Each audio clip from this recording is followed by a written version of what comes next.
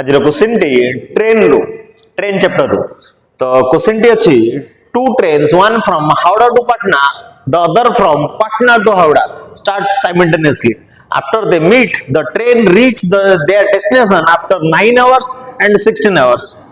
find their speed ratio बोली पचार दिया तो गोटे ट्रेन हावड़ा रू पटना आड़ के बाहरला आ गोटे ट्रेन पटना रू हावड़ा आड़ के बाहरला जतले भेट होला पर प्रथम ट्रेन को 9 घंटा लगला पटना रे पहुंचिया पे द्वितीय ट्रेन को 16 घंटा लगला हावड़ा रे पहुंचिया पे तो दुईटी ट्रेन रो स्पीड रेशियो केते बोली पचार दिया तो ई प्रकार क्वेश्चन जतले मते स्पीड रेशियो टी पचारे तो स्पीड रेशियो टी मु इजीली कैलकुलेट करि परिबी केमिति ना सार गोटे साधारण जिंस टी अछि T2 रो रूट ओवर अनुपात T1 रो